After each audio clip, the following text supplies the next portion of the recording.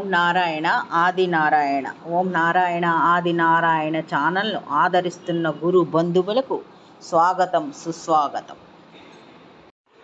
ఓం నారాయణ ఆది నారాయణ. ఓం శ్రీ భగవాన్ వెంకయ్య స్వామినే నమః. ఆశ్రిత జనరక్షకుడు, దీనజన బాంధవుడు శ్రీ భగవాన్ వెంకయ్య స్వామి వారి పాద పద్మములకు నా ప్రణామం. సమస్త సగుణ రూప నిర్గుణ రూప గురుదేవుల పాద పద్మములకు నా నమస్సు మాదిలి. అవధూత శ్రీ భగవాన్ వెంకయ్య స్వామి వారి అనుగ్రహంతో, సమస్త గురుదేవుల ఆశీస్సులతో శ్రీ మొగలచెర్ల దత్తాత్రేయ స్వామి వారి లీలా వైభవం.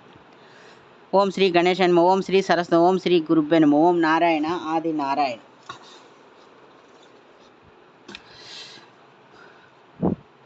కొన్ని సంవత్సరముల క్రితము ఒక దంపతులు, వారు నెల్లూరు జిల్లా కొండాపురం మండలం కొత్తపేట గ్రామం నుంచి ఓ దంపతులు స్వామివారి మొగలచెర్ల దత్తాత్రేయ స్వామివారి మందిరానికి వచ్చారు. వారి సంకల్పం ఏమిటంటే స్వామివారి మందిర ప్రాంగణంలో ఒక గది కట్టించాలని, మందిర ప్రాంగణంలో నిర్ణయించుకున్నారు.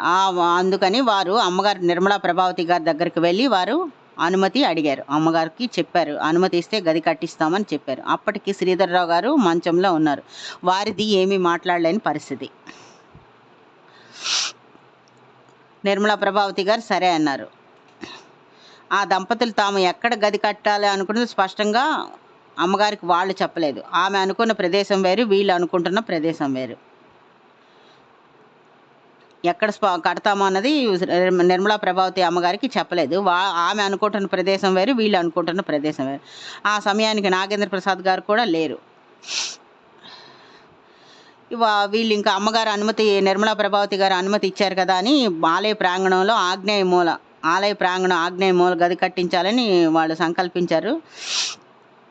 అక్కడ తవ్వటం మొదలుపెట్టారు. ఆ ప్లేస్లో కానీ గది కడితే ఆలయ ప్రాంగణం కొంచెం ఇరుకైపోతుంది. అది వాళ్ళు ఆలోచించలేదు. వాళ్ళేమో గది కట్టించడానికి అప్పుడే పునాదులు తవ్వడానికి ప్రారంభించారు. సిబ్బంది అభ్యంతరం చెప్పినా వాళ్ళు వినలేదు. ఎందుకంటే ఆగ్నేయమూల వాళ్ళ అమ్మగారు అనుమతి ఇచ్చారు అని చెప్పారు. మేము ఆపమని చెప్పారు. ఎలాగో ఈ సిబ్బంది వాళ్ళకి నచ్చజెప్పి బలవంతం మీద ఆపారు. ఆపి ఈ విషయం నాగేంద్ర ప్రసాద్ గారికి చెప్పారు. అప్పుడు వెంటనే నాగేంద్ర ప్రసాద్ గారు చేరారు మొగలచెర్ల. స్వామివారికి మనసులోనే మొక్కుకున్నారు ముందుగా. తర్వాత అమ్మగారితో వెళ్ళి మాట్లాడారు. వీరు మాట్లాడిన తర్వాత ఆమెకు పరిస్థితి అవగాహనకు వచ్చింది. కానీ స్వయంగా వచ్చి చూస్తానని చెప్పి ఆమెకు కూడా మందిరానికి వచ్చారు. ఆమెకు అర్థమైంది, మందిర ప్రాంగణంలో కొత్త కట్టడాలు వస్తే ఉన్న స్థలము ఇరుకైపోతుంది, ఉత్సవాల సమయంలో ఎక్కువ మంది భక్తులు వచ్చినప్పుడు చాలా ఇబ్బందిగా ఉంటుంది అని ఆమెకు అర్థమైంది. అంతేకాకుండా ప్రసాద్ గారు కూడా ఇలా అన్నారు, ధర్మకర్తలుగా ఉన్న మనం ఇప్పటి పరిస్థితులే కాకుండా భవిష్యత్తు గురించి కూడా ఆలోచించాలి. ఎప్పటికైనా ఈ మందిరం పెద్ద క్షేత్రంగా మారుతుందని, ఆ రోజు ఈ కట్టడాలు కూల్చివేయక తప్పదని నచ్చ చెప్పారు. స్వామివారు కూడా చెప్పారు, ఈ క్షేత్రం ఎప్పుడైనా పెద్ద క్షేత్రంగా మారుతుందని తల్లికి నచ్చ చెప్పారు. ఆమెకు నచ్చ చెప్పిన తర్వాత ఆమెకు అర్థమైన తర్వాత ఆమె ఇలా అన్నారు కొడుకుతో, నిజమే, నువ్వు చెప్పినట్టు మందిరం లోపల కొత్త కట్టడాలు వస్తే ఏనాటికైనా సమాధి మందిరం క్షేత్రంగా మారుతుందని శ్రీ స్వామివారు మాతో పదే పదే చెప్పేవారు. ఆ మాట ఎప్పటికైనా నిజమవుతుంది. కొత్త కట్టడాలు వస్తే ఎలాగూ ఇరుకు అవుతుంది, కొత్త కట్టడాలు వద్దు, మందిరం లోపల కొత్త కట్టడాలు వస్తే ఇరుకవుతుంది. కానీ ఈ దంపతులకి ఊరట కలిగేలా మరో స్థలం చూపించని కొడుకు చెప్పారు. అప్పుడు ఆ వచ్చిన దంపతులకి నచ్చజెప్పి మరో స్థలం నాగేంద్ర ప్రసాద్ గారు చూపించారు. అక్కడితో ఆ సమస్య పరిష్కారం అయింది. కానీ వాళ్ళు సగం తవ్విన పునాది చూసిన తర్వాత నిర్మలా ప్రభావతి అమ్మగారు ఒక మాట అన్నారు కొడుకుతో. ఇలా అన్నారనమాట, ఒరే ప్రసాద్, మంచో చెడో వాళ్ళు కొద్దిగా తవ్వారు. ఈ ప్రదేశం గుడికి సరిగ్గా ఆగ్నేయ దిశలో ఉంది. శ్రీ స్వామివారికి మొగలచెర్ల దత్తాత్రేయ స్వామివారికి దుని ఏర్పాటు చేయొచ్చు కదా, అవధూతల మందిరంలో దుని ఉండడం మంచిదే కదా, ఆలోచించు అన్నారు. ఆ మాటలు నాగేంద్ర ప్రసాద్ గారి మీద గట్టి ప్రభావాన్ని చూపించాయి. నిజమే, ఆ దంపతుల పుణ్యమానే అమ్మగారి నోటి నుంచి దుని ప్రస్తావన వచ్చింది. ఇంకా ఒక్క క్షణం ఆలస్యం చేయలేదు. దుని కోసం చిన్నపాటి కట్టడాన్ని 1 వారం లోపలే పూర్తి చేశారు నాగేంద్ర ప్రసాద్ గారు. ఇక్కడ మనం గుర్తించవలసిన విషయం ఒకటి ఉంది. అది ఏమిటంటే అక్కడ దుని కట్టించడం అన్నది శ్రీ మొగలచెర్ల దత్తాత్రేయ స్వామి వారి సంకల్పం.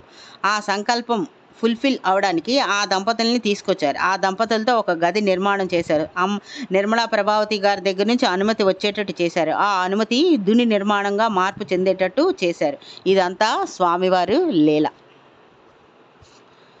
ఇంకొక లీల,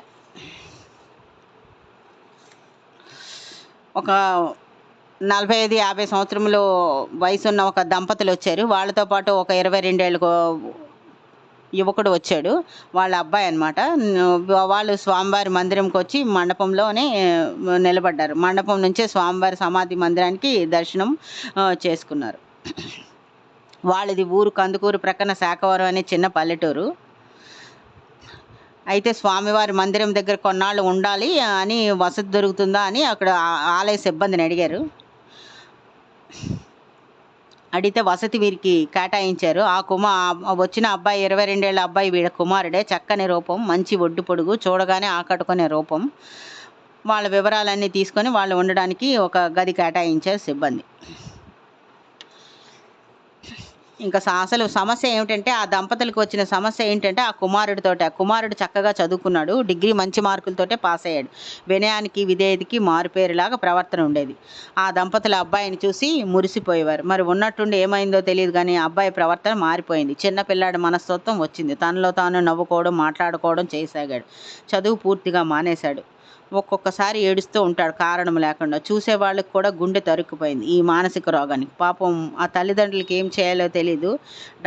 వెళ్ళని డాక్టర్లు లేరు, చెయ్యని వైద్యము లేదు. ఆరోగ్యపరంగా ఎటువంటి సమస్య లేదు, ఏ టెస్ట్కి అంతుపట్టలేదు. కానీ అబ్బాయి పరిస్థితిలో మార్పు రాలేదు. శారీరకంగా పుష్టిగా ఉన్నాడు. మానసిక రోగం నయం చేయడం ఎలాగో వారికి తెలియలేదు. సైక్రాటిస్టులకు కూడా చూపారు. కానీ వాళ్ళు చేసిన సలహాలు ఏం చేసినా అబ్బాయిలో మార్పు రాలేదు. అలా నెలలు, సంవత్సరాల్లోకి మార్పు చెందాయి. కానీ కుమారుడిలో మాత్రం ఏ మార్పు లేదు. మానసిక రోగంతోనే బాధపడుతున్నాడు. ఇలాంటి పరిస్థితుల్లోనే, అంటే వైద్యుల వల్ల నయం కానీ వ్యాధులు వచ్చినప్పుడే సహజంగా మనుషులకు దైవం గుర్తుకొస్తాడు. అదే జరిగింది ఈ దంపతుల విషయంలో కూడా. వీళ్ళకి శ్రేయోభిలాషులు చెప్పారనమాట, మీరు కొన్నాళ్ళ పాటు మీ అబ్బాయిని తీసుకొని మొగల్చర్ల గ్రామంలోని దత్తాత్రేయ స్వామివారి వద్ద ఉండండి. ఈ స్వామిని నమ్ముకుంటే మీకు ఫలితం ఉంటుంది అని చెప్పారు. దాంతో ఆ మాట తండ్రి మనసులో నాటుకుపోయింది. భార్యతో చెప్పి భార్యాభర్తలు ఇద్దరు కొడుకు తీసుకొని వచ్చారు అక్కడికి. ఆవిడ కూడా ప్రయత్నం చేద్దామని ఆలోచించుకొని వచ్చింది. ఈ రకంగా వాళ్ళు నిశ్చయించుకొని కుమారుడితో సహా మొగల్చర్ల దత్తాత్రేయ స్వామివారి మందిరానికి వచ్చేశారు. మొగల్చర్ల చేరారు కానీ వారికి వెంటనే ఫలితం మాత్రం కనిపించలేదు. అంటే ప్రతిరోజు 2 పూట్ల స్వామివారి మందిరాలు 108 ప్రదక్షిణాలు చేస్తూ ఉండేవారు. కానీ 3 నెలల వరకు ఫలితం ఏమీ లేదు. 3 నెలల తర్వాత ఆ యువకుడు కొద్దిగా మార్పు వచ్చింది.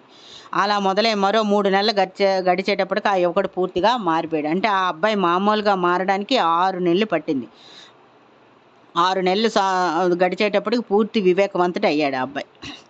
ఆ దంపతులు చేసిన ప్రార్థన ఫలితం ఇచ్చింది. ఆ తనలో వచ్చిన ఈ మార్పు దత్తాత్రేయుడు కరుణా కటాక్షాల వల్లే సాధ్యమైందని ఆ యువకుడు కూడా పూర్తిగా నమ్మాడు. తమ కుమారుడు పూర్వస్థితికి వచ్చేసాడన్న ఆనందంతో స్వామివారికి ప్రణామములు అర్పించి సంతోషంగా వారి ఊరికి వెళ్ళిపోయారు. ఆ అబ్బాయి పేరు విజయేంద్ర వర్మ. ఇప్పుడు ఒక సాఫ్ట్వేర్ ఇంజనీర్ ఉద్యోగం చేసుకుంటున్నాడు. స్వామివారికి పరమ భక్తుడు. తల్లిదండ్రులు ప్రస్తుతం వాళ్ళకి అక్కడ కందుకూరులోనే ఉంటున్నారు. స్వామివారి సమాధి దర్శనానికి అప్పుడప్పుడు వస్తూ ఉంటారు. స్వామివారి దర్శనం అయిన తర్వాత అన్నదానానికి విరాళం ఇస్తూ ఉంటారు. ఆలయ సిబ్బందిని పలకరించి వెళ్తూ ఉంటారు. ఓం నారాయణ ఆది నారాయణ.